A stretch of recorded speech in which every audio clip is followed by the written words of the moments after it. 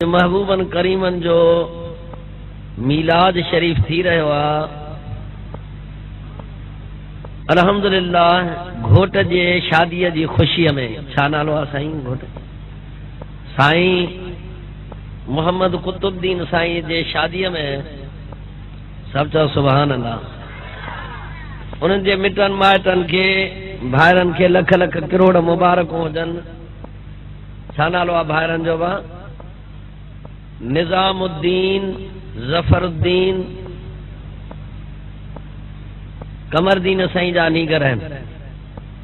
अल्हम्दुलिल्लाह सभनी के मुबारक हुजन लख। प्यारा दोस्तों, वॾे में वॾी खुशी जी ॻाल्हि आहे त दज्जाली दौर में अॼु हिन असीम खुशी जी ॻाल्हि में दीनी प्रोग्राम था करायूं जंहिंमें अल्लाह अल्लाह जे हबीबन करीमन जे बचड़न गुलामन जी तारीफ़ थी रही है।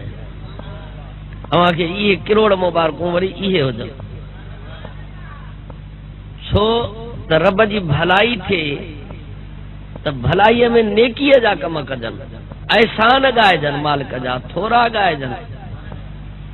पर जेकॾहिं हुजे नेकीअ जो कमु ऐं उन में वरी कंजरिन जा कलाम थियनि, इहो मुसलमाननि जो कंजरिन जो कलाम मुसलमाननि जो तरीक़ो ई न आहे। चओ सुभान अल्लाह।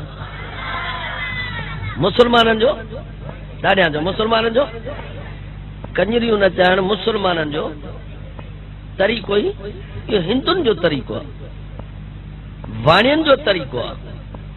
हाणे तव्हां ॿुधायो, मुसलमाननि में पर्दो फर्ज़ आहे।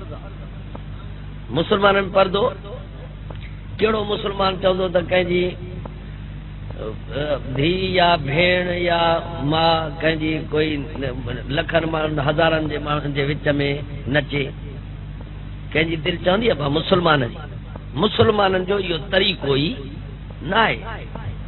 इहो तरीक़ो आहे काफ़िरनि जो, तरीक़ो आहे इहो हिंदुनि जो। मुसलमाननि जो इहो तरीक़ो ई न आहे। ऐं अव्हां खे महबूब जी ग़ुलामी नसीब थी आहे। अव्हां खे करोड़ मुबारक।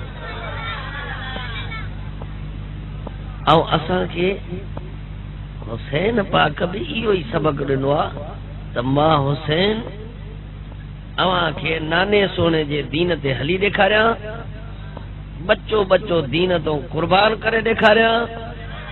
ऐं मां सुहिणो हुसैन एतिरा बच्चा कुर्बान थियनि, भाइटिया पुटड़ा भाइर, पोइ को माण्हू चए देर मां निमाज़ कीअं पढ़ां, लाश पियो आहे मुंहिंजे भाउ जो, मुंहिंजे पुट जो, अबे जो, मां निमाज़ कीअं पढ़ां?